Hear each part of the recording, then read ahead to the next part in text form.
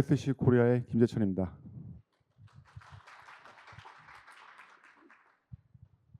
예, 소프트웨어 공급망 관리에 대해서 말씀을 드릴 텐데 먼저 그 말씀을 드리고 싶어요. 저희가 최근에는 중국산 제품을 쓰지 않고 사는 게 거의 불가능해졌다고 말씀을 하시잖아요. 소프트웨어 공급망은 소프트웨어를 개발하시는 분들, 소프트웨어를 공급받아서 사용하시는 분들, 대부분의 사용자들이 이 소프트웨어 공급망의 영향을 받지 않고 살 수 없는 환경이 이제는 되었습니다. 저희는 그 소나타입이라는 제품을 한 4년 전부터 국내에 공급을 하고 있고요. 소나타입이라는 회사는 넥서스라는 사설 저장소를 공급하는 회사이기도 합니다. 또 그 자바를 개발하시는 분들은 메이븐 리포지토리를 다 사용을 하실 텐데 메이븐 리포지토리를 운영하고 있는 회사이기도 합니다.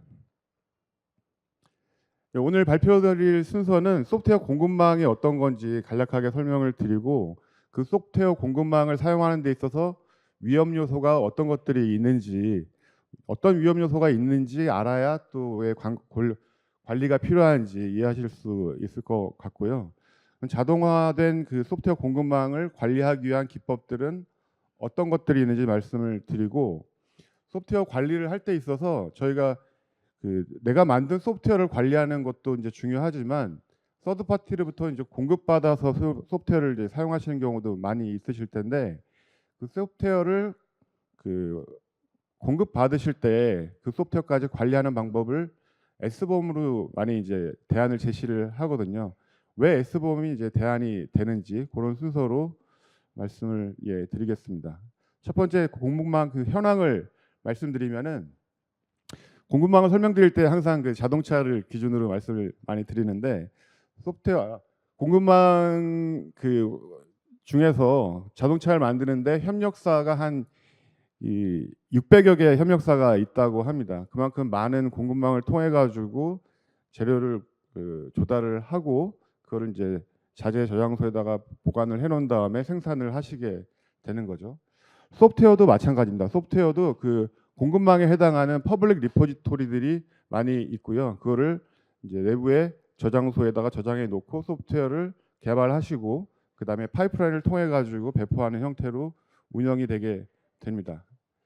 자, 그러면 이제 어떤 자재들이나 이런 것들이 결함이 있는 경우들이 이제 있을 거고, 자동차 같은 경우에는 이제 뭐 리콜을 통해 가지고 이제 보수를 이제 해드릴 텐데, 소프트웨어도 결함이 이제 있을 수가 있습니다. 그 결함들이 CV라는 취약점으로 이제 관리가 되고, 미국에 있는 엔비디라는 그 데이터베이스에서 이제 전체적으로 관리를 하고 있는데, 그 엔비디가 취약점을 다 대변하는 것은 아닙니다. 수천 개의 보안 공지 사이트들이 있고 그중에 가장 유명한 것들이 이제 엔비디에 해당하는데요.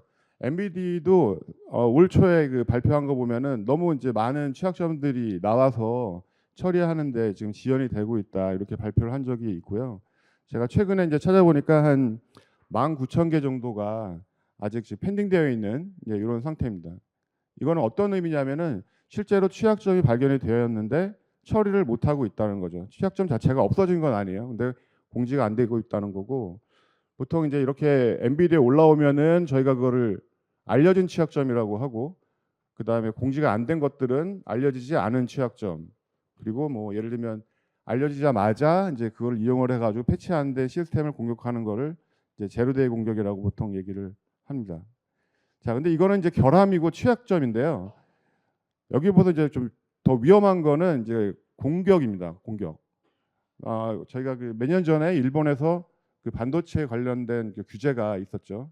그리고 뭐 최근에 뭐 많이 기사가 나온 것들을 보면은 미국과 중국 간의 어떤 공급망을 통한 무기화 뭐 이런 것들 기사를 많이 접하게 되고, 또 얼마 전에 레바논에서는 호초기를 통해 가지고 테러를 하는 이런 사례도 있었습니다. 이거는 결함이라기보다는 의도적으로 이제 공급망을 이제 악용한 이제 사례라고 볼 수 있는데, 소프트웨어도 마찬가지입니다. 소프트웨어도 결함도 있지만 소프트웨어 공급망을 통해 가지고 악의적인 행위들을 많이 시도를 하고 있고, 특히나 이쪽 소프트웨어 공급망을 통한 공격을 저희가 소프트웨어 공급망 공격이라고 최근에 아마 많이 접하셨을 것 같아요. 자, 그럼 소프트웨어 공급망 현황을 좀 더 살펴보면은 소프트웨어 공급망에는 크게 그 네 가지 정도 주요 리포지토리들이 있습니다.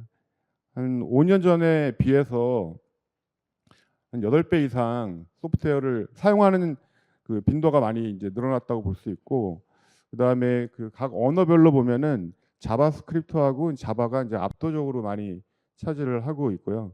그다음에 이어서 이제 뭐 파이썬, 그다음에 닷넷 이런 순위로 그 수요 기반의 그 그래프가 이제 형성이 되고 있습니다. 공급 측면에서 보게 되면은 마찬가지로 이제 자바스크립트가 이제 가장 많은 공급 어, 지표를 보여주고 있는데, 여기는 이제 두 개씩 그래프가 있어요. 하나는 이제 패키지 수고, 두 번째는 릴리즈 수입니다. 이 얘기는 뭐냐면 하나의 패키지가 여러 번 릴리즈 되고 있다라는 얘기고요. 그 한 해 그 오픈 소스 프로젝트당 평균 16개 릴리즈가 있다라는 얘기로 해석될 수가 있습니다. 점점 이렇게 많은 소프트웨어들이 이제 릴리즈 되다 보니까 거기에 따르는 취약점들도 비례해서 이제 많이 증가를 하고 있고, 예전에 비해서 이 취약점이 픽스되는 데 걸리는 시간들도 이제 점점 늘어나고 있다고 합니다. 하루에 릴리즈되는 신규 오픈 소스가 75만 개라고 얘기를 하는데, 하루에 발견되는 취약점만 10만 개입니다.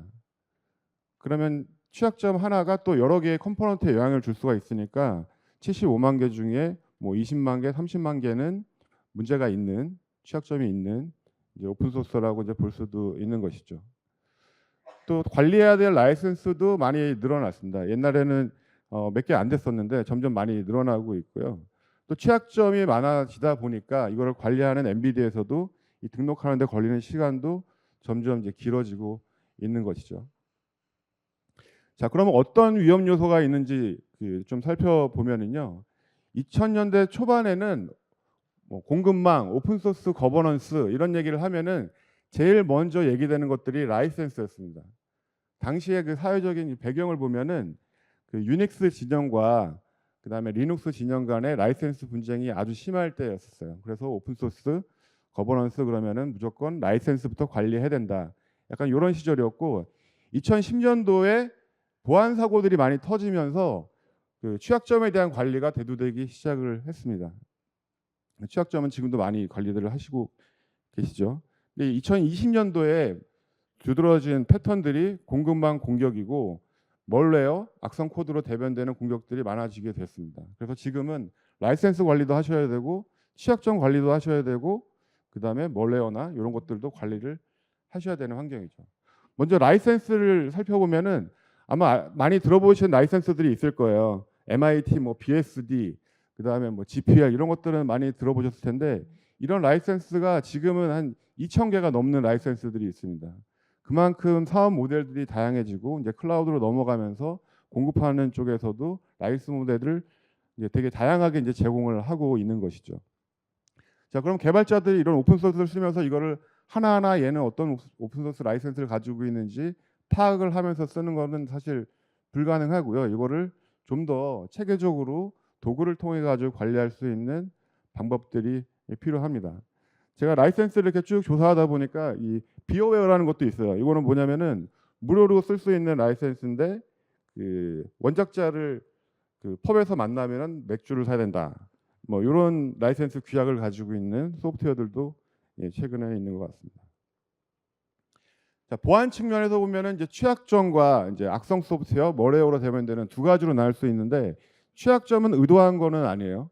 근데 악성 소프트웨어는 의도한 겁니다. 그리고 취약점은 CVE에서 관리가 되는데 CVE에서 악성 소프트웨어는 관리하지 않습니다. 또 취약점은 만약에 내부에 취약한 컴포넌트가 있다고 해도 당장 피해로 이어지지는 않아요. 근데 악성 소프트웨어는 내부에 들어오는 순간 내 정보를 빼나간다던가 우리 리소스를 탈취한다던가 이런 즉각적인 피해로 이어지는 측면들이 있습니다.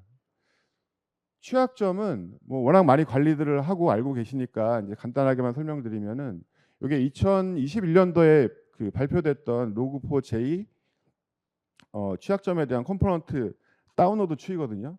자, 그럼 여기를 보면은 지금 한 4년 정도 됐는데도 한 13% 정도는 여전히 문제가 있는 예전 컴포넌트를 이제 받고 있다라는 것이죠.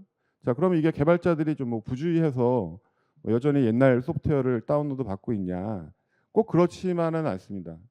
소프트웨어의 어떤 구성을 보게 되면 최근에는 패키지 매니저를 쓰는 환경이라서 개발자가 맨 위에 관리하는 직접 관리하는 그 다이렉트 디펜던시들은 몇 개 되지 않아요. 근데 그 디펜던시들이 또 의존하고 있는 트랜지티브 디펜던시들이 엄청나게 이제 많은 거죠. 그래서 아까 로그4j 같은 경우에도 만약에 내가 직접 쓰고 있지는 않지만 내가 의존하고 있는 소프트웨어가 예전 버전을 쓰고 있다고 하면은 나도 모르는 사이에 내 소프트웨어에 포함돼서 이제 배포되게 이제 되는 것이죠. 뭐 그런 취약점이 있고요. 멀웨어 같은 경우에는 2019년도부터 급격히 그 발견되는 횟수가 늘어나고 있습니다. 작년 11월 이후에 발견된 게 50만 개 정도 되고요. 그 전에 발견된 게 한 20만 개니까 매년 2배 이상 더 많이 발견되고 있다라고 보셔도 될 것 같습니다. 이런 기법들이 이제 되게 다양한 기법들이 있는데 대표적인 거 몇 개를 소개를 해드리자면 전통적으로 그 멀웨어 아니면은 뭐 공급망 공격에 사용되는 기법이 타이포 스코팅입니다.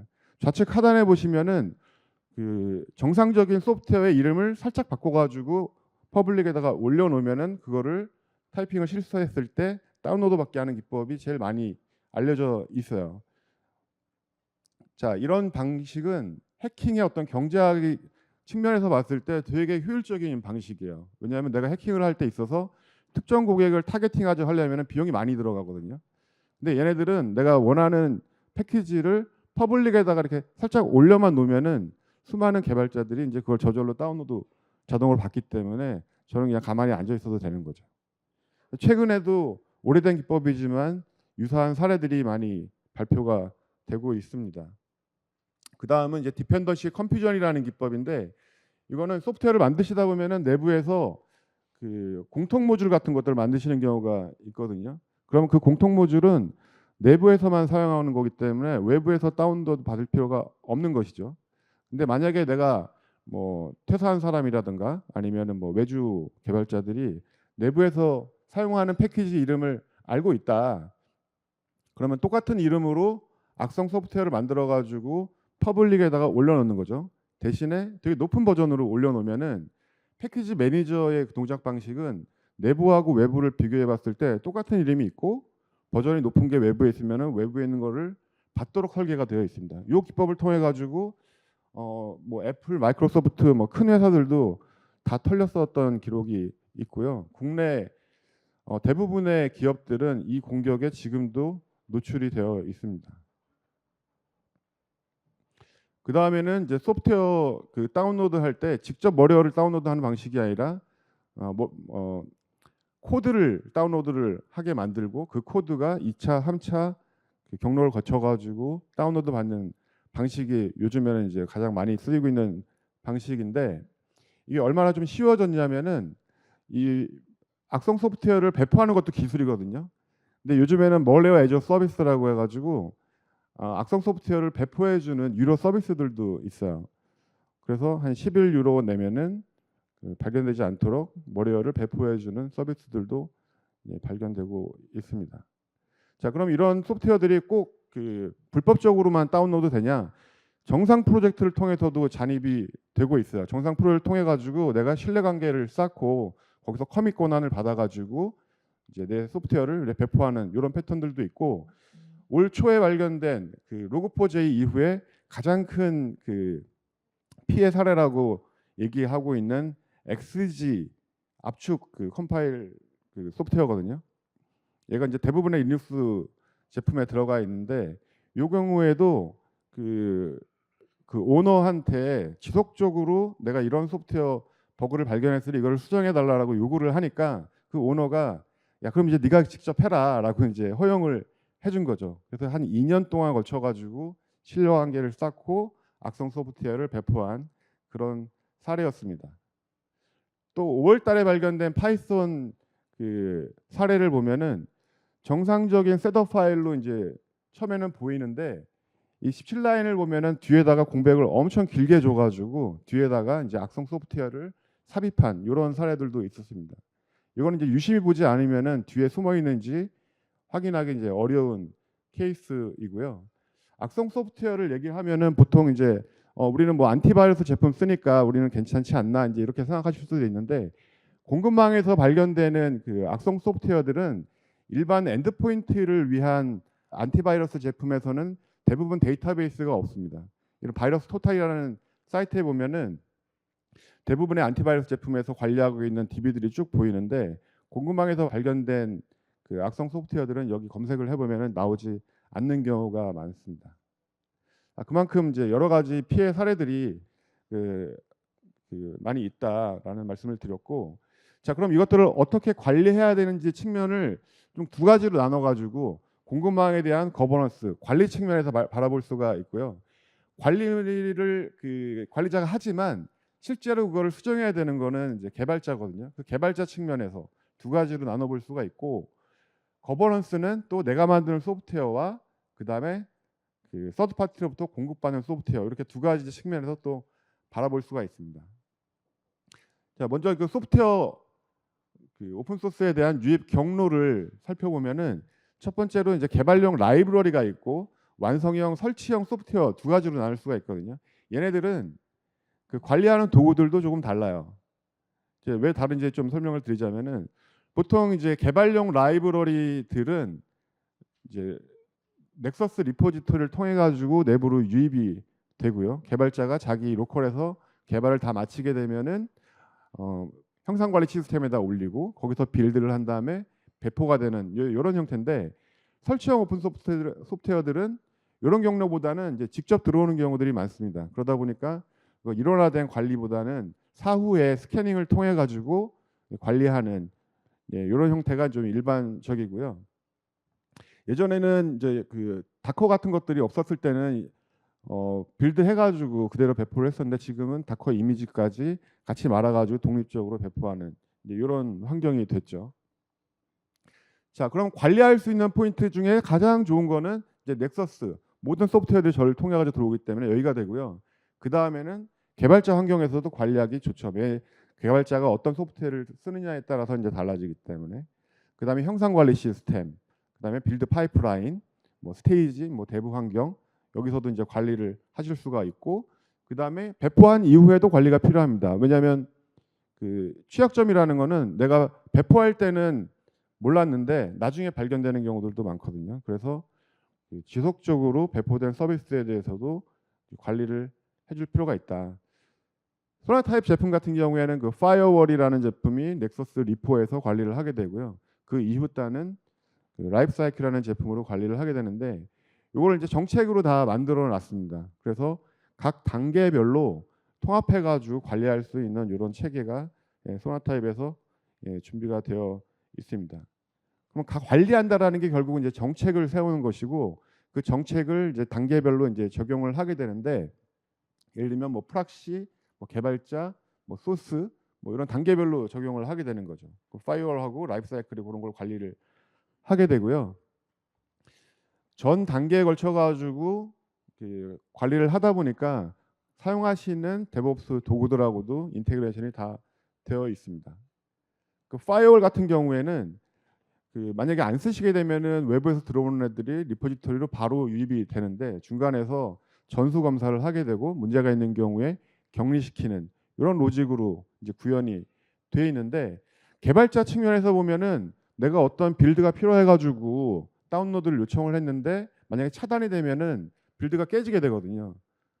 그러면 이제 뭐 관리자나 아니면은 뭐 보안팀하고 왜 안 들어왔는지 막 얘기를 또 많이 해야 되는데, 소나타입에서는 그 파이어월이 그 피드백을 바로 받을 수 있는 메커니즘을 제공하고 있습니다. 그래서 에러 메시지가 나오고 그 밑에 이제 URL을 같이 던져주거든요.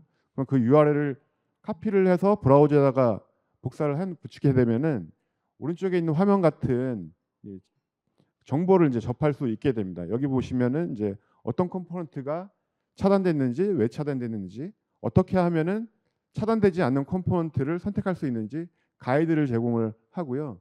내가 지금 쓰고 있는 버전하고 다른 버전들하고 이제 비교를 해서 시각적으로 쉽게 개발자들이 선택할 수 있는 메커니즘을 제공을 하고 있습니다. 보통 이제 하나의 자바 어플리케이션들이 한 150개 정도의 의존성을 가지고 있다고 합니다. 아까 뭐 평균 한 10개, 16개의 릴리즈가 각 컴포넌트마다 이루어진다고 하면은 개발자가 1년에 다뤄야 될 디펜던시들은 한 1,500개가 되거든요. 그거를 일일이 다 관리하는 것들은 사실 쉽지 않은 일이고요. 개발자들이 보통 이제 참조하는 그 업그레이드 가이드들이 있어요. 어떤 뭐 주관적인 지표나 객관적인 지표들 여러 가지가 있는데 이게 그 정확하게 정보를 받을 수 있는 부분이 마땅치 않기 때문에 최적화된 어떤 업그레이드 선택을 하는 비율이 그다지 높지는 않다고 합니다. 그리고 소프트웨어 같은 경우는 업그레이드를 할 때 무조건 최신 버전으로 가는 게 좋은 건 아니거든요. 최신 버전이 오히려 더 취약할 수도 있고 또 코드 변경을 많이 해야 될 수도 있습니다. 그래서 최적화된 어떤 업그레이드 패스를 누군가가 가이드 해줄 수 있다면 제일 이제 좋은 것이겠죠. 자, 개발자들이 사용하는 IDE가 있습니다. 뭐 이클립스나 뭐 이런 VS 코드 이런 도구들이 있는데 소나타입의 그 라이프사이클이라는 제품은 여기에 이제 플러그인들이 있어가지고 개발자 단계에서 이 컴포넌트를 쓰면은 되는지 안 되는지, 우리 회사 정책에 맞는지 안 맞는지 이런 것들을 개발 단계에서 바로 확인을 할 수 있는 이런 기능을 제공을 하고 있고요. 그 다음에 여러 가지 그 취약점들을 수정할 것들이 많은데 우선순위를 또 제시를 해줍니다. 그리고 골든 버전이라고 해가지고 내가 보안 취약점을 수정을 하면서 코드 변경이 필요 없는 최적의 버전을 또 확인을 할 수가 있고 또 어떤 컴포넌트가 취약하다고 해서 그거를 쓰면은 무조건 취약한 건 아니거든요.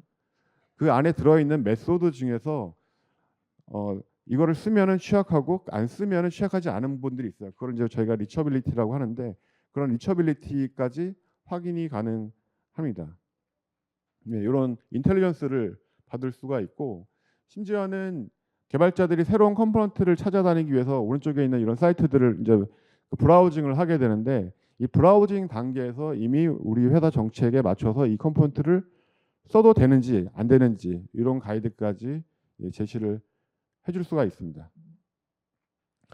또 로컬에서 개발을 마치면은 형상관리 시스템에다가 이제 올려놓게 되는데 그 형상관리 시스템에 커밋을 할 때, 풀리캐스트를 할 때 뭐 어디를 블락킹 한다든가 아니면 자동으로 풀리캐스트를 만들어 준다든가 이런 기능들도 제공을 하고 있고 빌드할 때 파이프라인하고 연계를 해가지고 만약에 문제가 있는 컴포넌트가 있다고 하면은 빌드를 이제 페일하도록 유도하는 이런 기능들 이것도 이제 소나타입에서 제공을 하고 있습니다. 빌드가 이제 페일이 나게 되면은 이제 개발자는 자연스럽게 그 해결하기 위해서 그 세부적인 정보나 어떤 방법을 써야 되는지 정보를 이제 찾게 되겠죠. 당연히 또 이슈가 생기면은 이제 뭐 지라를 통해 가지고 슬랙을 통해 가지고 그 정보를 받게 되고요. 지금까지 말씀드린 게 사실은 우리가 그동안 많이 얘기하는 데브옵스와 시큐리티의 만남, 데브섹옵스거든요. 근데 그 데브섹옵스라는 게 중간에 어떤 게이트 하나를 두고 이제 형성이 됐을 때 데브섹옵스라고 얘기하기는 어렵습니다. 진정한 데브섹옵스는 아래에 있는 그림처럼 전 단계에 걸쳐 가지고 보안이 데브옵스 환경에 녹아 들어가야 된다. 이렇게 보시면 될 것 같아요. 너무 이제 컨셉추얼하게만 말씀드려가 잘 와닿지 않으실 것 같아서 실제 구성도를 제가 한 2장 정도 준비를 했는데 지금 개발 환경과 외부망에서 이제 유입하는 반입하는 이제 환경이 외부에 이제 리포지토리가 있고요. 그다음에 내부에는 그 내부에 있는 리포지토리는 저런 방화벽을 거쳐서 안전한 컴포넌트만 연결할 수 있도록 보통은 이렇게 구성을 하시는데 그 국내에는 그 해외에는 없는 망 분리 요구 사항들이 있잖아요. 그래서 이렇게 사용을 하지 못하는 경우가 이제 있으세요. 은행권이나 이제 공공 같은 경우에는 그런 경우에는 그 소나타입에서 제공하는 그 전략은 이런 겁니다. 내부망에다가 아예 그 데이터베이스를 다 들여놓는 거예요. 이게 왜 필요하냐면은 사실 취약점 DB가 엄청 크고 매일매일 업데이트가 되기 때문에 DB 자체를 내가 내부에 들여놓는 게 쉽지는 않거든요. 하지만 그 망분리 요건이나 이런 것들이 있을 때에는 그 DB 자체를 내부에다가 설치를 하고 매일매일 업데이트만 다운로드 받는 형태로도 운영하실 수가 있습니다. 매일매일 받는 데이터 용량이 한 5기가 정도 된다고 합니다. 이런 두 가지 제안을 드렸고요. 지금까지는 제가 내부에서 소프트웨어를 개발해 가지고 파이프라인을 돌려서 배포하는 방식을 말씀드렸는데, 내가 개발은 안 하지만 외부 소프트웨어를 또 반입하는 경우들이 있잖아요. 외부 공급사들이나 뭐 이런 데서 이제 소프트웨어를 공급받는 경우가 있는데, 거기에 이제 S범 얘기를 많이 합니다. S범이 그러면 왜 대안이냐? 지금은 소프트웨어를 공급받으셔도 그 안에 어떤 오픈 소스를 썼는지 내역을 따로 받지는 않으실 거예요. S범은 이제 그거를 같이 제출을 해라라는 규약이고, S범의 컨셉을 보면 이렇습니다. 안에 들어있는 그 컴포넌트를 식별하는 거예요. 그런데 식별을 한다는 얘기는 어떤 것들이 있는지 내가 이제 파악을 하겠다는 얘기인데, 그 안에 위험한 것들도 있고 위험하지 않은 것들도 있을 수 있잖아요. 그래서 예를 들면 식별을 한 다음에 여기 칼이 있네. 이렇게 이제 식별한 이후에 위험 요소까지 매칭을 시켜야 되는 거죠. 그래서 식별 기술과 그 취약점에 대한 DB 이 두 가지가 결합이 돼야 됩니다. 이 식별된 리스트를 저희가 이제 S범이라고 하는 거고요. 이게 서드 파티한테 소프트웨어를 공급 받으시면은 이런 것들을 같이 제출을 해라. 이것들은 이제 의무가 되는 겁니다. 북미나 뭐 유럽 같은 경우는 이미 의무화가 많이 됐고요. 국내 같은 경우에는 올 5월인가요? 정부에서 가이드라인 정도만 이제 발표가 됐는데, 아마 내년이나 후년에는 이제 규제로 이어지지 않을까 이렇게 예상을 하고 있습니다. 자, 그럼 이런 식별하는 도구, 그다음에 취약점 DB도 좋은 DB가 있고 나쁜 DB가 있어요. 그래서 내부망에서 내가 식별을 해가지고 칼을 하나 찾았는데, 그럼 제출을 해가지고 이런 게 있습니다라고 제출을 했는데, 이 받는 사람은 또 더 좋은 도구를 사용을 하는 거죠. 그런 경우에는 이제 믹싱됐던 여기 칼뿐만 아니라 이제 총도 있는데 왜 칼만 있다고 얘기를 했냐, 뭐 이렇게 이제 문제 제기를 할 수 있는 거죠. 그만큼 이제 좋은 식별 도구와 그 DB가 이제 필요하다, 이제 이렇게 이해하시면 될 것 같고, 2014년부터 비슷한 규제들이 해외에는 많이 생겼었습니다. 근데 작년에 엄청나게 많은 규제들이 글로벌하게 많이 발표가 됐고, 국내는 아직 없어요. 하지만 국내 사업자들 중에서도 해외에 소프트웨어를 만약에 공급하는 경우, 특히나 뭐 신용카드 아니면 뭐 의료 뭐 산업들 이런데, 그다음에 뭐 공공기관 이런 데다가 납품하는 경우에는 이미 의무화가 됐기 때문에 S범을 만들어 가지고 같이 제출을 하셔야 됩니다. 글로벌 규제 현황을 보면은 북미, 유럽, 그다음에 뭐 호주, 인도, 일본 다 규제가 이미 발표가 됐죠. 국내는 아직 발표가 안 됐습니다. 소나타입에도 S범 매니저라는 것들이 있고요. S범 매니저가 하는 것들은 내가 만든 소프트웨어 말고 외부에서 공급받은 소프트웨어에 대한 S범도 여기다가 이제 입력을 하고, 그다음에 또 관리를 하게 되는데, 이걸 내가 관리만 하는 게 아니라 또 규제기관에 이런 데다가 이제 제출을 해야 될 필요성도 있어요. 그래서 S범 매니저는 그 반입, 그다음에 엑스포트까지 다 지원을 하고 있고, 중간에 관리뿐만 아니라 얘도 지속적으로 관리를 해줘야 됩니다. 내가 리스트를 쭉 가지고 있는데 그 취약점이 지금 스냅샷이 계속 영원한 게 아니죠. 계속 새로운 취약점이 발표되기 때문에, 그래서 지속적으로 관리를 해줘야 될 필요성도 있고, S범 규약에는 그 백스라는 게 있습니다. 이 백스가 뭐냐면은 말하자면 어노테이션 같은 건데, 백스 안의 내용을 보시면은 어떻게 보면 이제 소명이라고 볼 수가 있어요. 내가 소프트웨어를 공급하는 회사인데, 우리가 만든 소프트웨어는 이런 컴포넌트가 있고 얘네들은 이런 취약점이 있습니다. 끝. 이상하죠. 취약점이 있으면 해결해가지고 줘야 되는데 취약점이 있다고 하고 끝나면 안 되잖아요. 그래서 S범 규약에는 그 취약점들이 어떤 상태인지, 니네가 뭘 하고 있는지, 수정을 하고 있는지, 왜 그렇게 하고 있는지 소명하는 이런 메커니즘들이 들어 있습니다. 네, 시간이 많지 않아가지고 이제 세 가지로 정리를 해드리면은, 소프트웨어 공급망에 있어서는 보안에서 늘 하는 얘기죠. 시프트 레프트, 전 단계에서 관리를 해야 될 필요성, 그다음에 어떤 자동화나 이런 부분들은 정확한 DB를 가지고 있어야 되고, 모든 소프트웨어가 또 다른 정책을 가지고 있기 때문에 유연한 정책이 필요합니다. 마지막으로 홍보를 하고 내려가겠습니다. 자, 매년 발표하는 포레스터의 리포트인데요.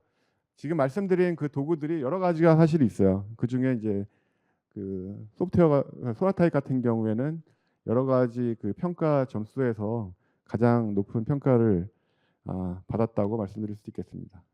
제 발표는 마무리 여기까지 하고요. 뒤에 저희 부스도 있으니까 추가적으로 필요한 부분들이 있으시면은, 궁금하신 분들이 있으시면은 부스를 찾아주시기 바라겠습니다. 그럼 발표 마치겠습니다.